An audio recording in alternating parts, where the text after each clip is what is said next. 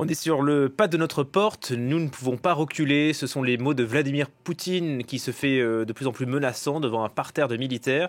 Le président russe promet une réponse militaire et technique si les Occidentaux restent sur leur position. Il reproche notamment aux États-Unis et à l'OTAN de renforcer leur présence aux frontières russes en armant l'Ukraine. Gauthier Rybinski, vous nous avez rejoint. Bonjour Gauthier. Bonjour Julien. Le ton est résolument hostile. Le ton est résolument hostile, mais il est utile à certains moments. Vous l'avez cité, il faut remarquer une première chose, c'est que le ton est aussi agacé.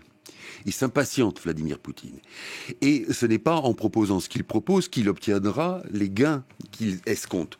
Parce que ce qu'il est en train de proposer, c'est ni plus ni moins qu'une façon de, non pas de désarmer l'OTAN, mais de neutraliser l'OTAN. Puisque ce qu'il exige par un mémorandum qu'il a transmis aux États-Unis, c'est que l'OTAN ne pense plus à l'élargissement de l'organisation. Donc ça veut dire plus d'Ukraine, plus de Géorgie, bien.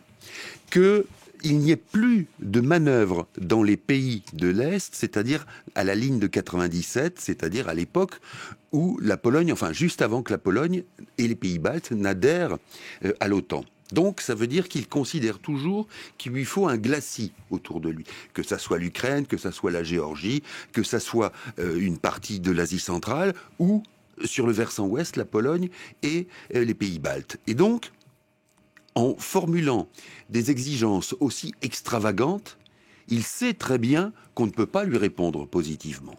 Et donc, c'est la raison pour laquelle on sent cette impatience, parce que de l'autre côté, alors effectivement, il y a des manœuvres, il y a des tentatives, mais rien de très sérieux sur le plan militaire côté occidental.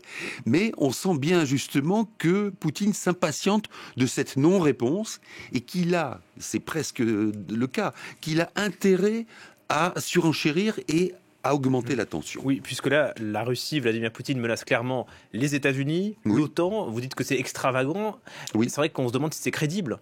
Oui, c'est vrai qu'on peut se poser la question. Ça n'est pas crédible parce que c'est tout simplement pas acceptable, non seulement par les États-Unis, mais aussi par le droit international. C'est-à-dire n'importe quel pays qui souhaite adhérer à l'OTAN a parfaitement le droit de le faire. Ça a même été consacré en 1975 par la conférence d'Helsinki, qui était justement à l'époque de la guerre froide, où on tentait de dire qui que ce soit souhaite s'opposer à l'Union soviétique pourra le faire. Donc il n'y a aucune raison que les États-Unis reviennent là-dessus.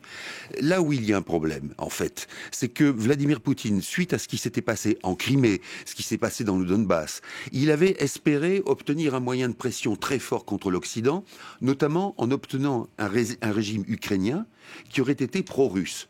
Patatras, ça n'a pas été le cas. Donc la Crimée, le Donbass, ça n'a servi à rien. Il pensait que Zelensky, au début, le président ukrainien, serait favorable, puisque Zelensky se moquait des nationalistes ukrainiens. Patatras, Zelensky est parti à l'ouest.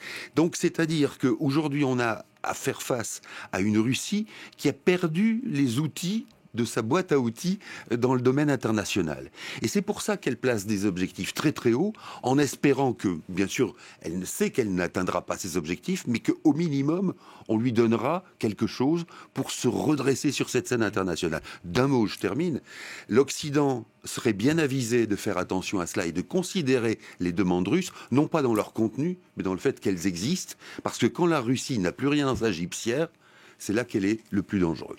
Merci beaucoup Gauthier. Puis le Kremlin annonce un coup de fil entre Emmanuel Macron et Vladimir Poutine. Les deux hommes auraient discuté de l'Ukraine et du Mali. On n'en sait pas plus. Donc ils avaient leur numéro en tout cas. Voilà, ça tombe bien.